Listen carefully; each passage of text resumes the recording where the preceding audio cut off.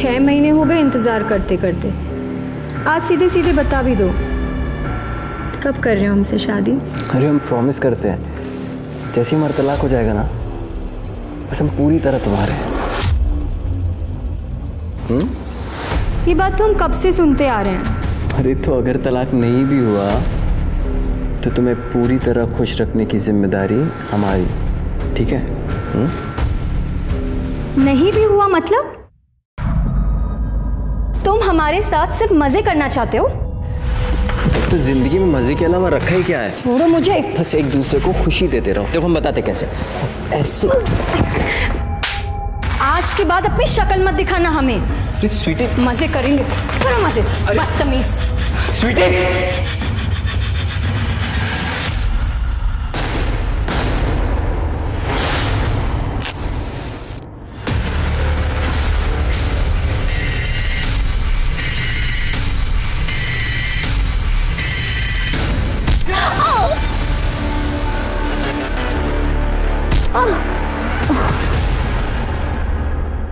स्वार्थ और विश्वासघात, ये दोनों किसी भी रिश्ते को तोड़ने के लिए, जिंदगियां बर्बाद करने के लिए काफी होते हैं।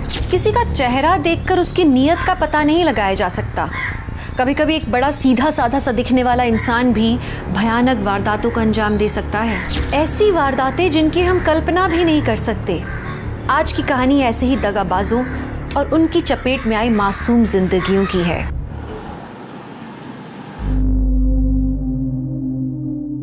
अच्छा भाभी जी, मैं चलता हूँ, ठीक है? ठीक।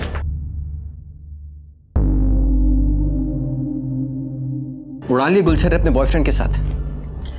इसे बहुत फट्टू है, हमें आते देखते ही भाग गया। अरे आप कैसी बातें कर रहे हैं? उसने नई गाड़ी ली है इसलिए वो मिठाई देने आया था। अच्छा, अगर हम अभी घर नहीं आते ना तो उसके साथ कार में घूमने जाने का भी प्लान था ना? बोल।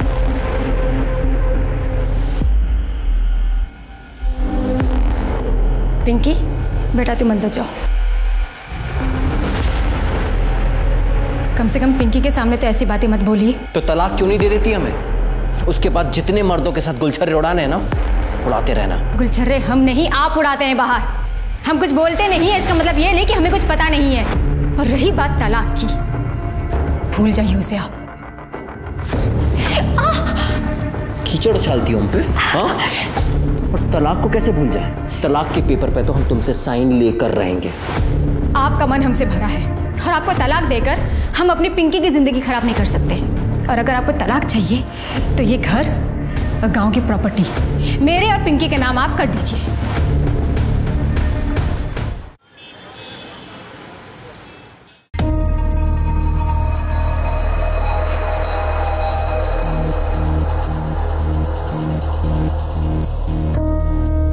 मनीषा, दीपक,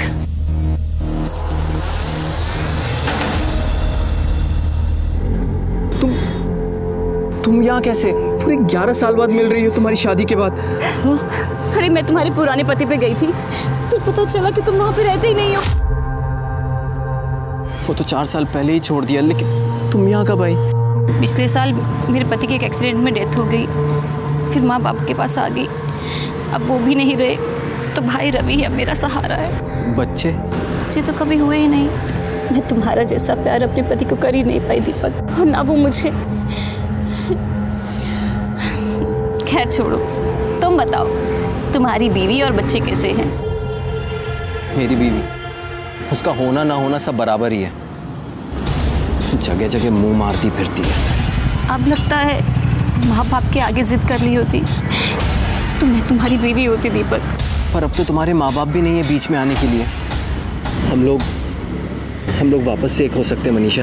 11 साल पहले जो खुशी हम एक दूसरे को देते थे वो आज भी दे सकते हैं।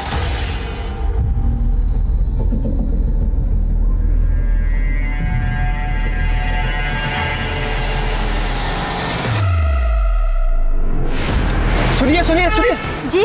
आपके पति दीपक वर्मा है ना? जी। आपके पति को हार्ट अटैक आया है। क्या? उनको यहाँ के गवर्नमेंट हॉस्पिटल में एडमिट किया मैंने। आप कौन है? मैं उनके ऑफिस में काम करता हूँ, उन्होंने मुझे आपको लाने के लिए भेजा है। जल्दी आइए, आइए। सीट बेल्ट बांध लो आप।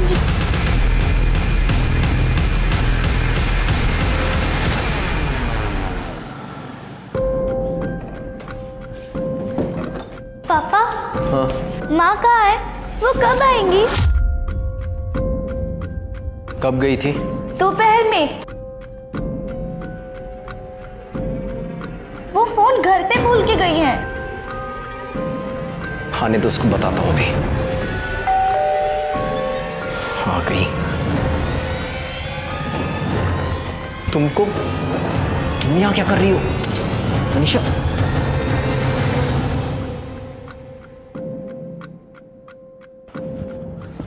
बेटा आप अंदर जाके पढ़ाई करो। हाँ हम बुलाते हैं आप।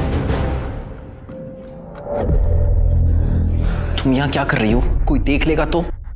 देख लेने दो, मुझे किसी का डर नहीं। मनीषा अरे मिठाई तो लाओ। तुम ना मुंह मीठा करो। पर ये कौन है? पहचाना नहीं? ये मेरा भाई है रवि। 11 साल पहले मिले थे तो छोटा सा था और हमारी मदद करने लायक नहीं था, लेकिन अब इसने हमारी मदद कर दी है। तुम्हारी बीवी को हमारे रास्ते से हटा दिया दीपक। सर पता नहीं हमारी बीवी राधा कहाँ चली गई। सर बहुत ढूंढने की कोशिश करी पर कहीं नहीं मिल रही। सर प्लीज कुछ कीजिए सर, हमें समझ में नहीं आ रहा हम क्या करें। तुम निराश मत हो, तुम्हारी बीवी को ढूंढने की कोशिश करेंगे। यादव जी सर। इनकी मिसिंग कंप्लेन लो और कार्रवाई शुरू करो। आइए। Thank you sir. Hello,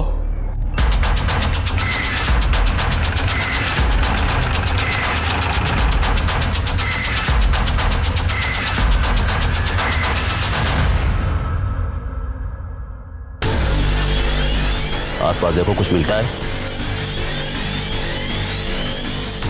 sir body आधी जली हुई है, चेहरा भी काफी बिगड़ चुका है। ऐसा लगता है किसी ने पहचान मिटाने की कोशिश की है।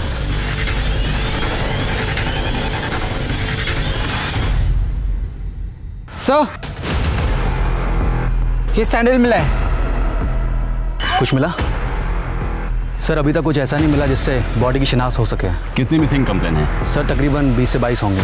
बॉडी को पोस्टमार्टम के लिए भेजो और जितनी भी मिसिंग कंप्लेन हैं सबको शिनाख्त के लिए बुलाओ। Okay sir.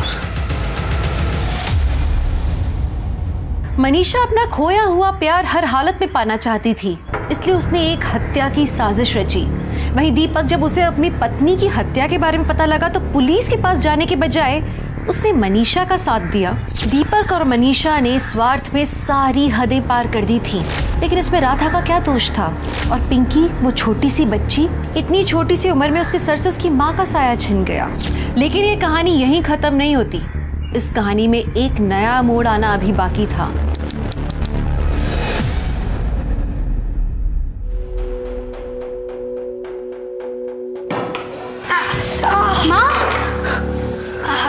माँ, कितनी बार कहा है आपको? हमें बुलाया करो ना, हम हैं ना। बताओ आपको क्या चाहिए? अरे बेटा, इस उम्र में थोड़ी थोड़ी देर में बाथरूम जाना पड़ता है। अब तुझे बार बार तकलीफ देना अच्छा नहीं लगता है। माँ, आपने ऐसे कैसे सोचा? बेटी है तुम्हारी, आप हक से बोलो। जिंदगी भर हमें तो तुम्हें संभालना है। आइए आराम से। अच्छा माँ, हम चलते हैं, आप ध्यान रखिए अपना। ये लो सामान की लिस्ट, आगे से खुद ही जाना सामान लाने के लिए। इतनी बड़ी लिस्ट थमा दी। प्रकाश, ये बाकी के पैसे कहाँ हैं? वो तो खर्च हो गए। क्या 500 रुपये खर्च हो गए? मुझे तुम्हें सामान लेने भेजना ही नहीं चाहिए था। तुम्हें पता नहीं मेरी हालत क्या है? अरे ब्यूटी पार्लर से इतनी इनकम नहीं हो पाती है, और तुमसे ना हम कमाई की उम्मीद ही छोड़ चुके हैं। हम तो कब से कह रहे हैं इस घर को बेच देते हैं, पैसों की दिक्कत भी खत्म हो जाएगी। इतना बड़े घर का करेंगे क्या? एक छोटा सा घर ले लेते हैं और एक अच्छा सा बिजनेस स्टार्ट कर सकते हैं। अरे ऐसे कैसे बेच दे घर? ये हमारा पुश्तैनी मकान है। दादाजी और पापा ने बड़े प्यार से इस घर को बनाया है। काफी यादें जुड़ी इस घर से, हम नहीं बेच सकते ऐसे। उन यादों को अचार डालोगी क्या? माँ की तबीयत देखिए, दिन ब दिन बिगड़ती जा रही है। जहाँ भी बैठती है वहाँ पे कपड़े गंदे कर देती है। कम से कम उन पैसों से माँ के लिए एक अच्छी नर्स रख सकते हैं। प्रकाश, अगर तू नौकरी कर लेना तो भी इस घर की हालत सही हो सकती है, समझा? हाँ, मेरे काम करने से सब ठीक हो जाएगा, पर ये घर मत बेचना। तो फिर से शुरू हो गया, और मेरे जीते जी ये घर नहीं बिकेगा, समझे?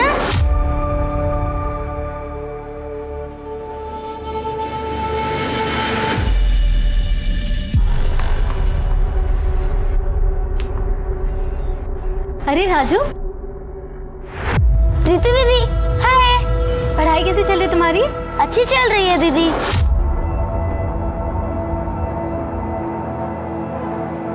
ये लो तुम्हारी चॉकलेट। थैंक यू दीदी।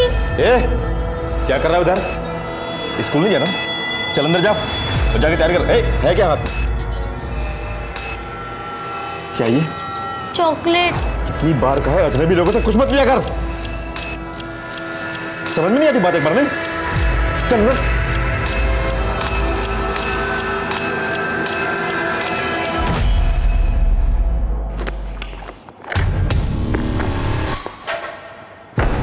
सुन, पता है ना माल किसको पहुंचाना है?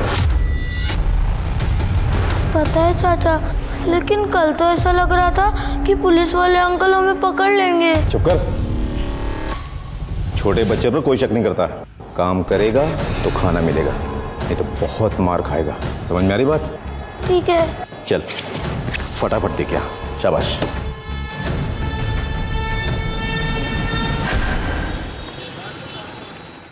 खाओ बेटा। अरे प्रीति, आओ बेटा आओ, तुम्हारी राह देख रहे थे। नमस्ते बुआ जी। नमस्ते बेटा। नमस्ते फूफा जी। खुश रहो बेटा। हाय विनोद भैया।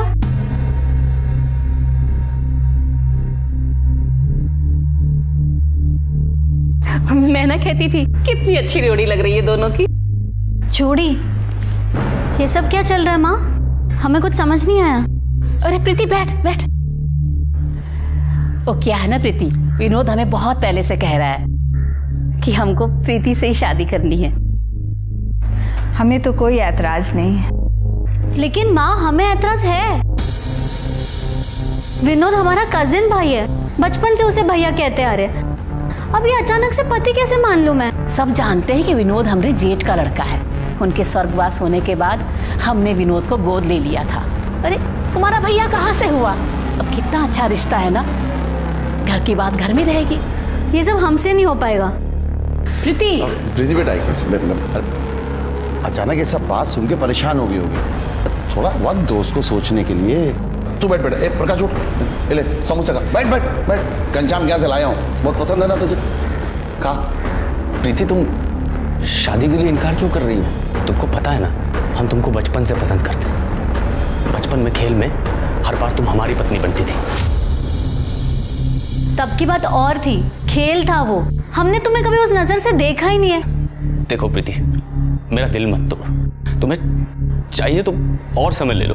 हम सब सोच समझ कर कह रहे। बहुत हो गया तुम्हारा नौटंकी। अगर तुमको शादी नहीं करनी है ना तो ये घर बेच दो।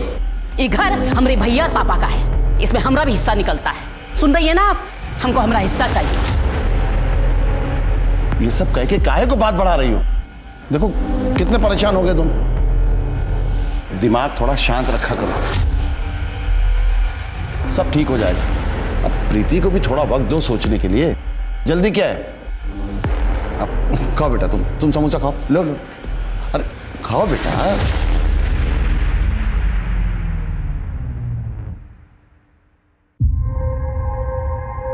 Okay thank you.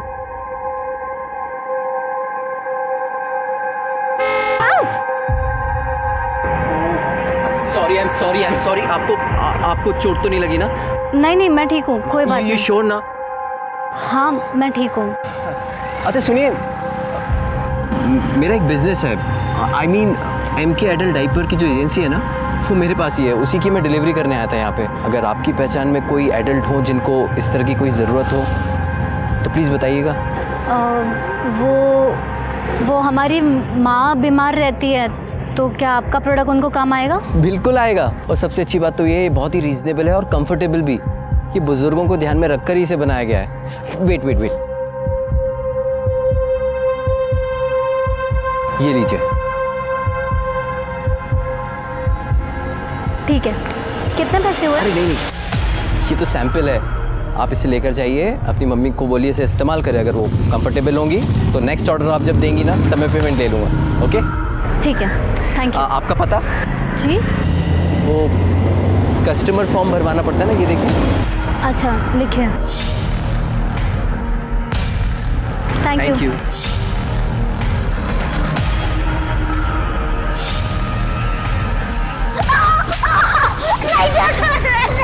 मानता मेरी बात? क्यों नहीं मानता मेरी बात? जो बोलूंगा वो करेगा, करेगा ना? क्यों मारा इसे? क्या किया इसने? तो फिर आगे टांग अड़ानी? ये हमारा मामला है जाते। छोड़ इसे। इस पे ना दोबारा हाथ मत उठाना, वरना ना पुलिस को बुलाऊंगी। पता है ना, बच्चों के साथ मारपीट करना गैर कानूनी है।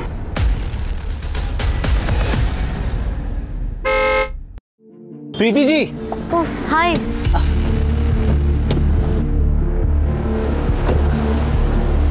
कैसी हैं आप? मैं बिल्कुल ठीक हूँ। और आंटी जी की तबीयत? माँ भी ठीक है। और हाँ, वो डायपर्स की वजह से काफी सुकून है उनको। Thank God. वो मैं यहाँ पे खाने के लिए आया था। यहाँ बहुत अच्छा पूरी भाजी का स्टॉल है, बहुत फेमस है। आप खाएंगी मेरे साथ? नहीं थैंक यू। क्या नहीं, आइए ना प्लीज, बैठिए। चलते। अरे प्लीज चलिए ना, वैसे भी अकेले खाने का मन नहीं होता है। प्लीज। खाने तुमको अच्छा नहीं लग रहा है क्या? नहीं काफी अच्छा है। और तुम्हारी फैमिली में कौन कौन है? माँ है और भाई है बस। पापा कुछ साल पहले गुजर गए थे। और आपकी फैमिली में कौन कौन है? मेरी जिंदगी में बताने लायक ऐसा कुछ है नहीं। माँ बाप बचपन में ही गुजर गए थे। और बीवी बच्चे? मैं तो खुद अभी बच्चा हूँ। वैसे कोई लड़की मिली ही नहीं आज तक, लेकिन हाँ, जिस दिन मिलेगी ना उस दिन डायरेक्ट शादी ही कर लो। प्रीति? विनोद? कौन है तू? विनोद?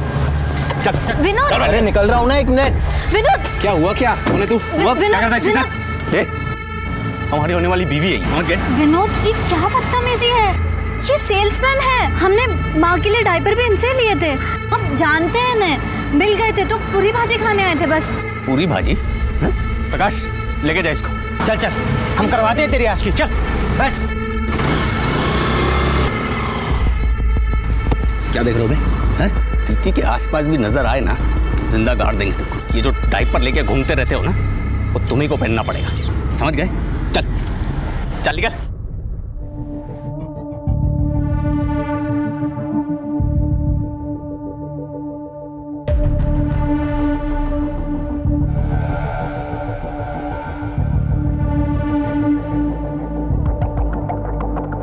वो ब्यूटी पार्लर के बाहर इंतज़ार करने के बजाय तुम्हें फ़ोन करें तो चलेगा ना?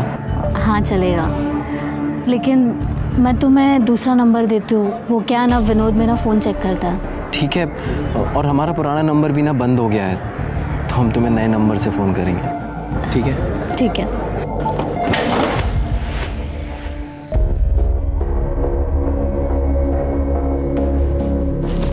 भैया दिन में ये सप्लाई का काम और रात को चौकीदारी, दो काम करके दिमाग और आ गया है। पर क्या करें, परिवार के लिए सब करना पड़ता। चंदन फ़ोन दे जरा अपना। क्या बात, नई लौड़िया पटाई होगा? भैया मौज तो आप ही ले रहे हैं। आज ये, कल वो, परसों कोई और हैं? हाँ, वो हम मनोहर लॉज जा रहे थे क्लाइंट से मिलने के लिए। अगर तुम फ्री हो तो वहीं आ जाओ, वहीं से फिर घूमने चलेंगे।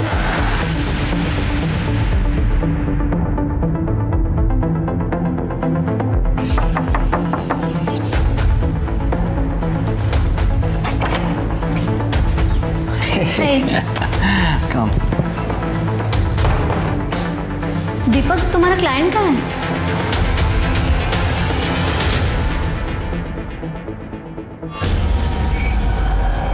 शरबत बोला था, पानी नहीं।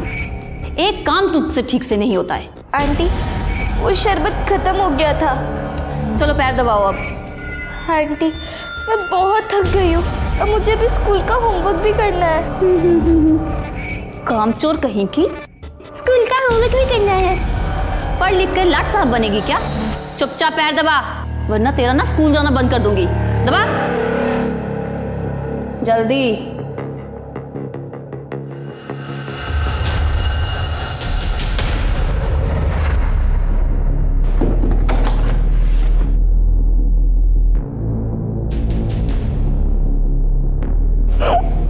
क्या हुआ? पापा, आंटी मुझसे बहुत काम करवाती है, मुझे होमवर्क भी नहीं करने देती। बेटा वो तुम्हारी माँ है, माँ की तो सेवा करनी चाहिए ना। चलो जाओ अभी अंदर जाओ, और आगे से ना इन सब बातों के लिए मुझे परेशान मत करना, ठीक है? चलो जाओ।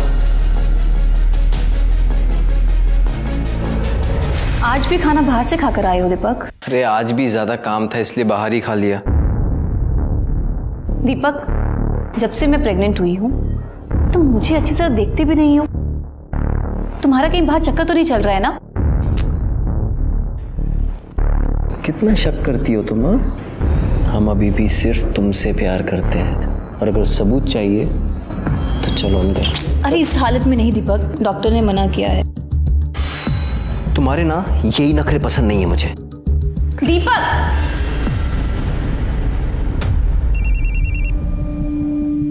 हाँ दीदी। रवि, हमें लग रहा है कि दीपक हमसे कुछ छुपा रहा है। शायद उसका कहीं चक्कर चल रहा है।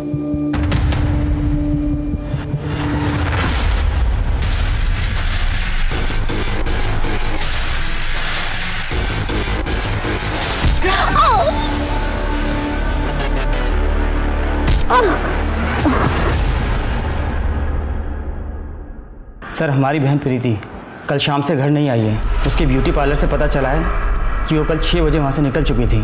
तो तुमने उसकी मिसिंग कंप्लेंट कल शाम को क्यों नहीं लिखाई? पुलिस 24 घंटे से पहले मिसिंग कंप्लेंट लिखती कहाँ है? प्रीति रोज कितने बजे घर आती है? वैसे तो सर वो 8 बजे तक आ जाती थी, लेकिन अभी कुछ दिनों से थोड़ा सा लेट आ रही थी। क्यों? शायद उसका किसी के साथ अफेयर चल रहा था। किसके साथ? पता नहीं सर, मैंने कभी पूछा नहीं।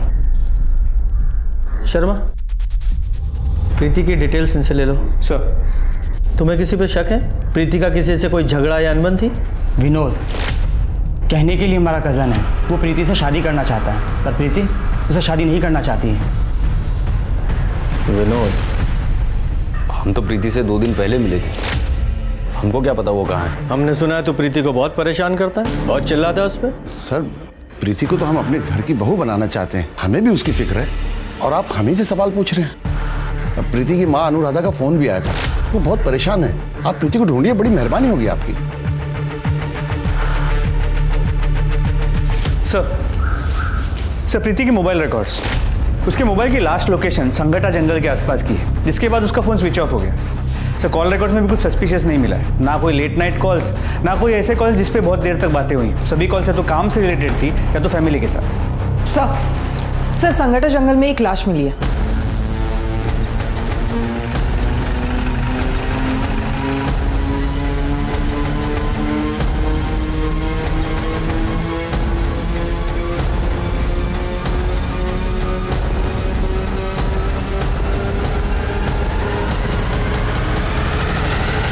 जरा चेक करो, जरा आसपास चेक करो। सर, ये तो प्रीति है। जिसका डर था वही हुआ।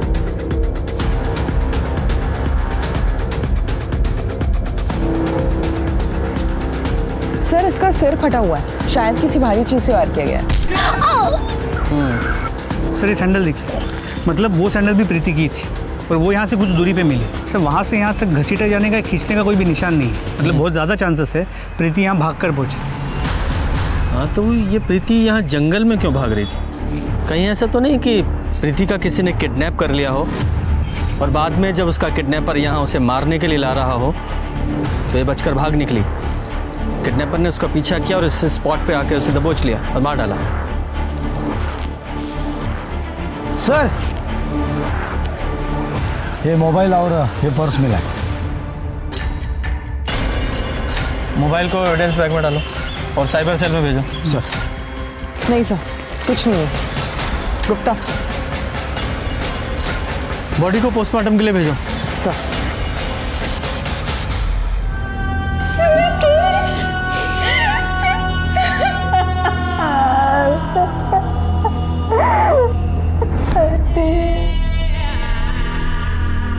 सर, प्रीति की पोस्टमार्टम रिपोर्ट के मुताबिक उसकी मौत 22 फरवरी की रात 6 से 9 बजे के बीच हुई है।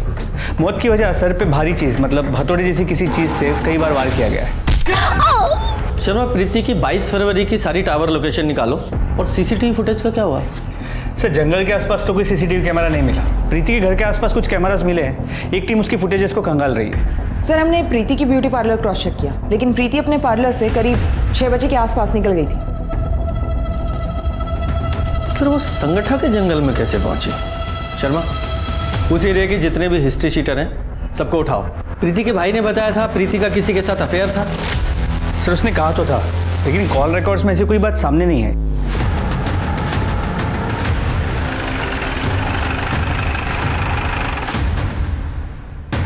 सर माँ, घर की तलाशी लो।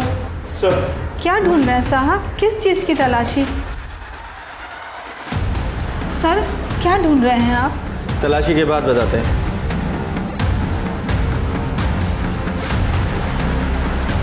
सर ये फोन मिला।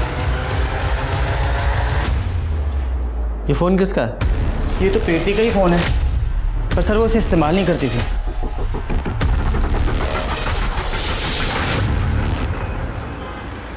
ठीक है सर, प्रीति के पुराने फ़ोन को चेक किया। पिछले 1 महीने से वो सिर्फ एक नंबर से बात कर रही थी। सर वो नंबर किसी चंदन मिश्रा के नाम पे रजिस्टर्ड है। उठा के लाओ उस चंदन मिश्रा को। सर मैम हमने कुछ नहीं किया है। साहब उस दीपक सिन्हा का अफेयर चालू था प्रीति के साथ। उससे बात करने के लिए वो हमारा फ़ोन इस्तेमाल करता था। कभी कभी तो खुद ही जेब से निकाल लेता था साहब। पुरानी जान पहचान थी तो हमने मना भी नहीं किया। इसके अलावा हम कुछ नहीं जानते साहब। हमने कुछ नहीं किया साहब। कुछ अच्छी कहानी है। कहानी नहीं है साहब। ये देखिए साहब, ये है दीपक सिन्हा। शर्मा, इस दीपक सिन्हा की पूरी डिटेल्स निकालो।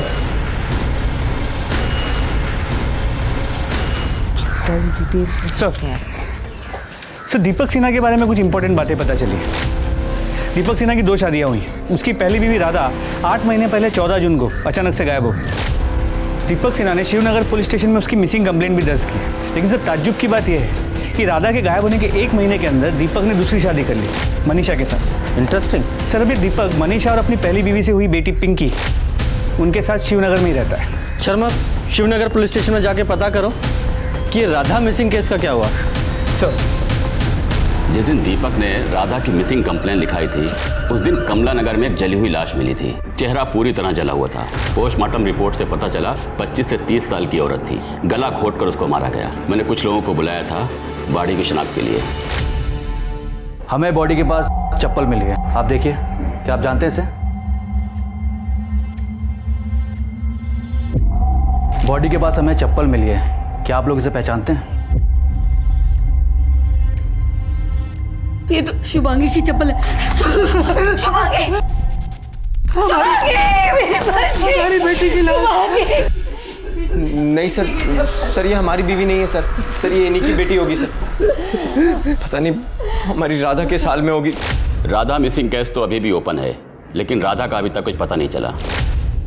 आपने बॉडी की डीएनए टेस्ट करवाई थी? नहीं, हमने डीएनए सैंपल लिया था, लेकिन चौबे फैमिली ने जब बॉडी की शिनाख्त कर ली तो हम लोगों ने बॉडी उनको सौंप दी। वेरी गुड शर्मा, ये डीएनए प्रिजर्व है। ये तो हमारे लिए बहुत अच्छी खबर है। इस चौबे दंपति को ढूंढो, उनकी ज़रूरत पड़ेगी। तब तक मैं इस दीपक की खबर लेता हूँ। Okay sir. प्रीति? कौन प्रीति सर? मैं किसी प्रीति को नहीं जानता सर। नाटक बंद कर। वो चंदन है ना तेरा सिक्योरिटी वाला, सब उगल दिया उसने। तेरा अफेयर था ना प्रीति के साथ। दीपक, ये सब क्या है? इंस्पेक्टर सर क्या बोल रहे हैं? 22 फरवरी की शाम को 6 से 8 बजे के बीच कहाँ था तू? मैं तो ऑफिस में ही था सर। अच्छा, क्या सबूत है? सर सबूत तो हम खुद हैं सर। हमारा प्रीति के खून से कुछ लेना देना नहीं है सर। मैंने खून कब कहा? मैंने तो ऐसा कोई आरोप नहीं लगाया।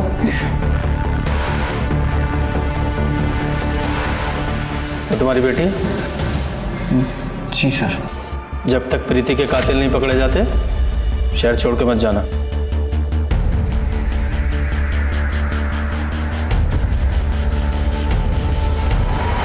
आपकी बेटी शुभांगी के केस के बारे में आपसे बात करनी थी। उसका कोई फोटो है आपके पास? जी सर, हम बहुत परेशान थे।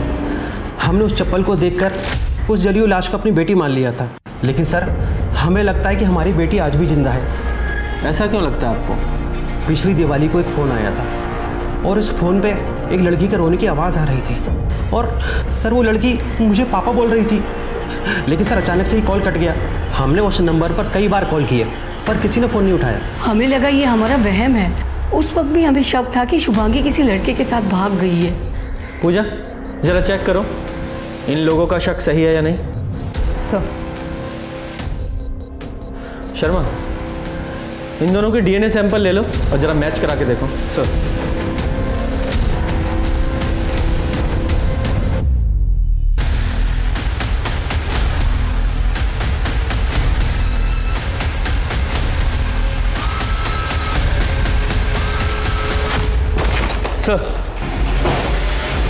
सर मेडिकल रिपोर्ट, जली हुई बॉडी शुभांगी चौबे की नहीं है।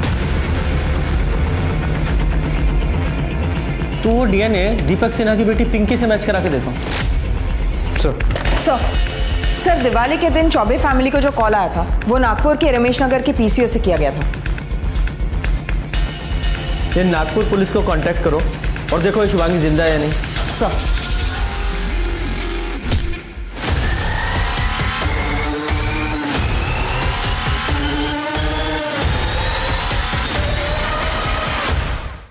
लीजिए भाभी, खाना खा लीजिए। ऐसे कब तक चलेगा भाभी? ऐसे में आपकी तबीयत और खराब हो जाएगी। खा लीजिए। अब भगवान की इच्छा के आगे किसका जोर चला है भाभी जी। हम भी तो प्रीति को अपने घर की बहू बनाने का सपना देख रहे थे, सब मिट्टी में मिल गया। जिसने भी ये किया है भगवान माफ नहीं करेगा उसको। जाने वाले के साथ मरा तो नहीं जाता ना। हम है, प्रकाश है, हम सब आपका ख्याल रखेंगे। वैसे प्रकाश है कहाँ? हाँ ठीक है, जाओ जरा आसपास चेक करो, बॉडी चेक करो।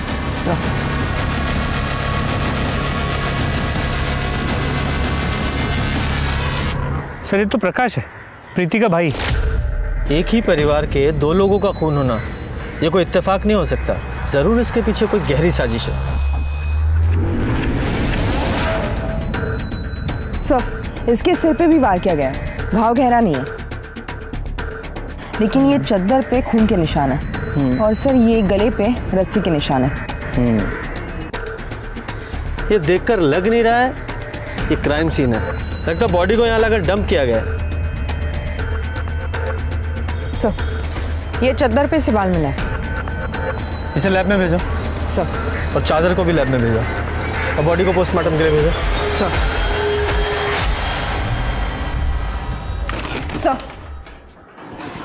सर नागपुर पुलिस ने इंक्वायरी की है, हमारा शक सही निकला। शुभांगी नागपुर में रहती है अपने पति के साथ। ये रही उन दोनों की फोटो। सर शुभांगी ने कबूल किया कि उसकी माँ बाप इस शादी के खिलाफ थे, इसलिए वो गोरखपुर से नागपुर भाग गई थी। Good job.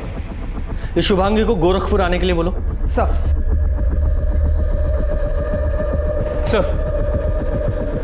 कुछ जली हुई बॉडी का डीएनए दीपक की बेटी पिंकी के डीएनए से 50% मैच करता है। वो बॉडी राधा की ही थी। सर एक और सस्पिशियस बात पता चली, दीपक और उसकी दूसरी बीवी मनीषा बहुत पुराने आशिक हैं, और मनीषा का भाई रवि हिस्ट्री शीटर है, मारपीट के केस में अंदर जा चुका है। ये दीपक सिन्हा ने अपनी पत्नी राधा की मिसिंग कंप्लेंट 14 जून 2019 को दर्ज की थी ना? जी सर।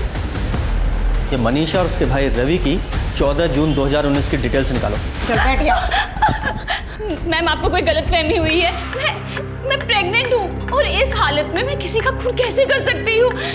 और वैसे भी उस दिन तो मैं डॉक्टर के पास गई थी। चुप, एकदम चुप रहे। 8 महीने पहले शिवनगर पुलिस को जिस औरत की जली हुई लाश मिली थी वो तेरी बीवी राधा की थी, और ये बात साबित हो चुकी है। तू बताएगा या तेरे हलक से निकलवाऊं? साहब हमने नहीं मारा उसको, साहब इसने मारा है उसको। साहब झूठ बोल रहा है, साहब मैंने किसी को नहीं मारा साहब। 14 जून जिस दिन राधा का मर्डर हुआ, तेरे मोबाइल के टॉवर की लोकेशन उसी एरिया की थी जहां में उस औरत की जली हुई बॉडी मिली थी। पूरी इन्फॉर्मेशन है हमारे पास। साहब हमने कहा था ना, साहब यही खूनी है साहब। साले कमीने तेरे लिए किया मैंने सब कुछ, ये हमारे लिए किया, अपनी बहन के लिए किया। हमने कहा था राधा को मारने के लिए। मेरी बहन के लिए लगा तू से बीच में। अब ये भी बताओ कि प्रीति और प्रकाश को क्यों मारा? साहब हम तो प्रीति से प्यार करते थे, हम क्यों मारेंगे उसको? साहब इसने ही मारा है साहब प्रीति को भी। अच्छा प्यार करता था तू? पहली बीवी को मारकर दूसरी शादी की और दूसरी बीवी के होते हुए तीसरी लड़की के पीछे पड़ा था तू।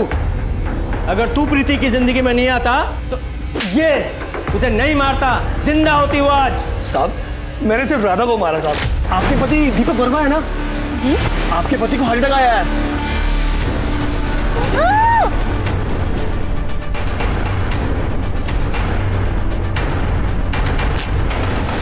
उसके अलावा मैंने किसी को नहीं मारा साहब। साहब इसे नहीं मारा होगा ये। 22 फरवरी की शाम 6 से 9 के बीच कहाँ था तू? साहब मैं तो शादी में गया था साहब। और तू कहाँ था? हम ऑफिस में थे साहब। शर्मा जरा पता लगाओ कितना सच बोल रहे हैं दोनों। और गुप्ता जरा अच्छे से खातिरदारी करो इनकी। नहीं साहब, नहीं साहब, साहब हमने कुछ नहीं किया साहब। जाने दो प्रीति से। नहीं साहब आराम। सर शुभांगी को शिवनगर पुलिस स्टेशन में स्टेटमेंट देने के लिए भेजा और ये प्रकाश की पोस्टमार्टम रिपोर्ट। सर रिपोर्ट के हिसाब से उसकी मौत गला दबाने की वजह से हुई थी, लेकिन मौत से पहले उसके सिर पे किसी भारी चीज से वार किया गया था। सर प्रकाश के चद्दर पर उसके अलावा और किसी के भी हेयर सैंपल्स मिले। सर आनंद नगर में जो सीसीटीवी कैमरास मिले थे उनमें से 2 कैमरा की फुटेज में कुछ ऐसा मिला है जो काफ़ी सस्पिशियस है। दिखाओ।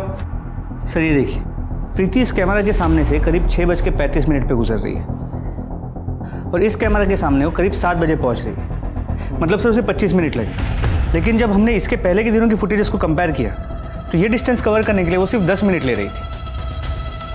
मतलब 15 मिनट के लिए ये प्रीति कहीं रुकी थी। लेकिन सर उस रास्ते पे सिर्फ एक बंद घर है, वो वहाँ क्या करने गई? अब ये तो पता लगाना पड़ेगा।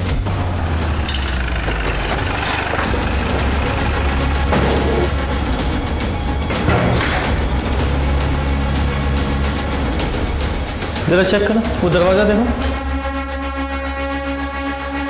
चलो जरा चेक करो।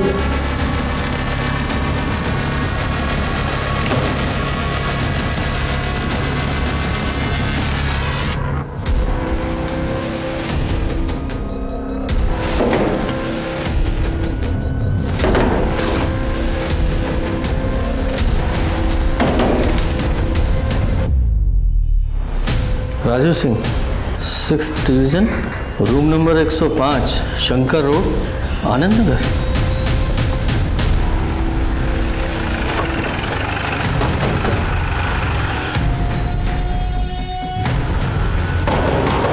कौन है?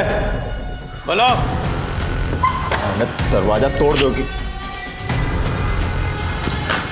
तलाशी लो जरा। सर हुआ क्या सर? ये क्या हो रहा है सर? ये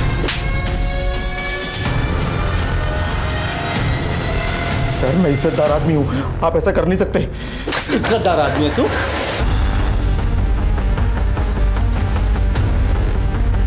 बेटा ये बैग तुम्हारा है ना? खोलो इसे। हाँ।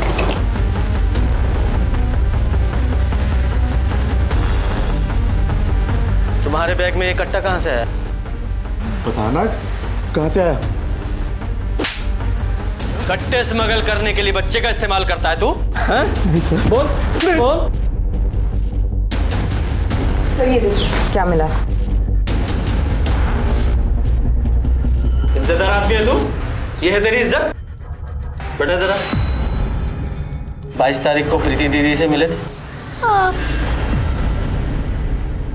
22 तारीख को प्रीति दीदी से मिले थे? हाँ।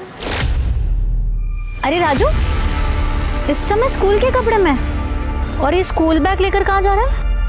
अरे भाग क्यों रहा है? तेरा बैग क्यों इतना भारी है? क्या है इसमें? ये कट्टा ये तेरे पास कैसे आया? तेरे चाचू ने दिया ना तुझे ये? हाँ। आज तो मैं उसका बंदोबस्त करके रहूंगी, उसे जेल भिजवाऊंगी। चाचा प्रीति दीदी को पसंद नहीं करते थे और प्रीति दीदी को गालियां देते थे। प्रीति के पुलिस में कंप्लेंट करने से पहले मार दिया उसको तूने? अरे साहब मैं उस दिन उससे मिला ही नहीं, मैं पूरा दिन अपने घर में था। पता ना तेरा चाचा कहाँ था। वो क्या बताएगा? तू कितना सच बोल रहा है सब पता चल जाएगा। थाने चल के तेरे हलक में से उगलवाएंगे। लेके चलो इसे। हेलो ठीक है हम देखते हैं। सर मुन्ना खबरी का फ़ोन था। आनंद नगर के मनोहर लॉज में हर कमरे में कैमरा लगे हुए हैं, वहाँ कपल साथ है तो उनकी रिकॉर्डिंग की जाए।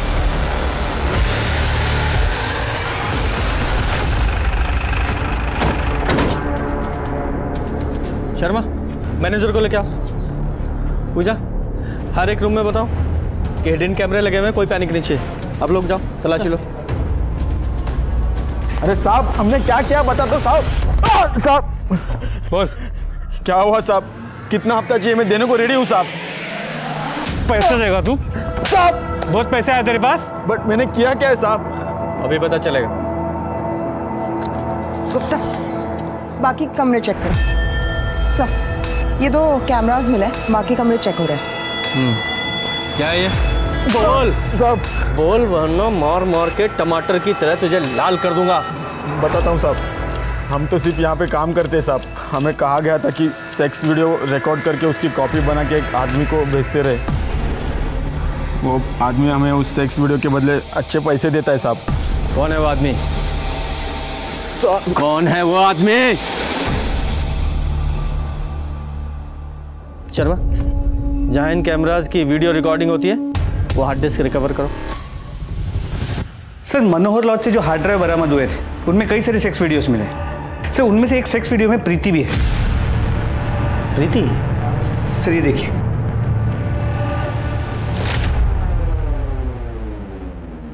कोई नहीं है, सिर्फ मैं हूं तुम्हारा आशिक।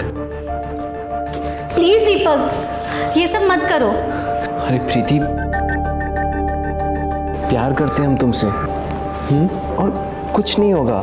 दीपक प्लीज दूर जाओ। कुछ नहीं होगा प्रीति, मैं बोल रहा हूँ। दीपक मुझे छोड़ो।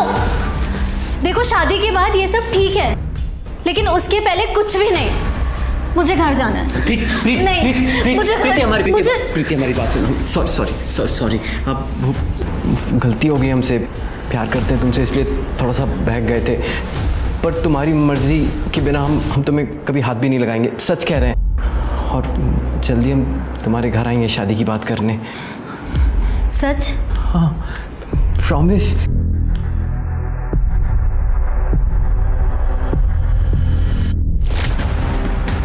उठा के लाओ इन मर्डर्स के मास्टरमाइंड को। सर,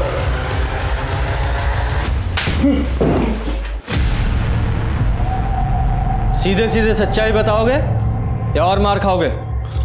बता रहे हैं। उस लॉज से हमने जब नए वीडियो का स्टॉक मंगाया तो उसमें हमको प्रीति भी दिखी। हमारा माथा घूम गया, इसलिए घर जाते हुए प्रीति को हमने बात करने के बहाने गाड़ी में बैठाया और जंगल के पास लेकर गए। ये सब काम करती हो तुम? होटल में जाके रंगरलियां मनाती हो, कल को रास्ते में खड़े होकर धंधा करोगे? ये घटिया काम तुम्हें पसंद है, पर मेरा बेटा नहीं। देखिए फूफा जी, हमसे ना तमीज से बात कीजिए, और ये हमारा पर्सनल मामला है, आप बीच में मत पड़िए। प्रीति, तो जिसके साथ मुंह काला कर रही है ना होटल में, वो दीपक वर्मा, शादीशुदा है वो। 2 शादी की है उसने।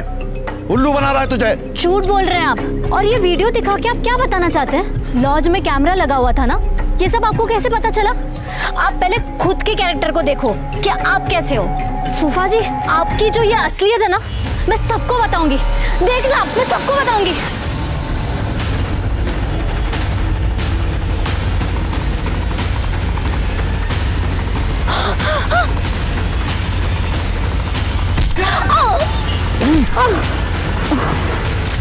ये बात हमने अपनी बीवी को बता दी।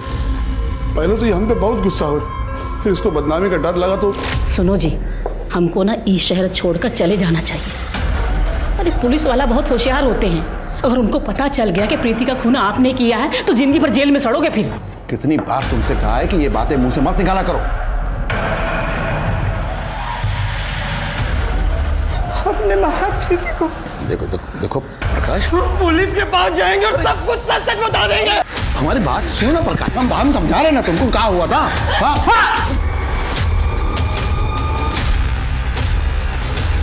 हम उसकी लाश चादर में लपेट कर लेकर गए, और जब फेंकने लगे तो हमको चादर पे खून लगा हुआ दिखा, इसलिए हमने चादर भी वहीं छोड़ दी।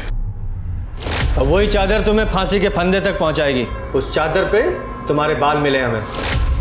इन दोनों के खिलाफ दोनों मर्डर की चार्जशीट बनाओ। सर। प्रीति और प्रकाश के खून के आरोप में चरणदास और उसकी पत्नी सुमन को सजा मिली। दूसरी तरफ राधा की हत्या के मामले में कोर्ट ने दीपक, मनीषा और उसके भाई रवि को दोषी करार दिया। हमने अक्सर लोगों को कहते सुना है कि किसी की सूरत देखकर उसकी सीरत का पता लगाया जा सकता है, लेकिन आज के जमाने में ये कहावत बिल्कुल लाजमी नहीं है। किसी पर भरोसा करना अच्छी बात है, लेकिन भरोसा करने से पहले उस इंसान को अच्छे से जांच लेना, परख लेना बहुत ज़रूरी है। सतर्क रहकर ही ऐसे दगाबाजों से हम खुद को बचा सकते हैं। तो अब मैं दिव्यांका त्रिपाठी दही आपसे लेती हूँ विदा। फिर मिलूंगी नई और सच्ची कहानियों के साथ। आप देखते रहिए क्राइम पेट्रोल सतर्क। जय हिंद।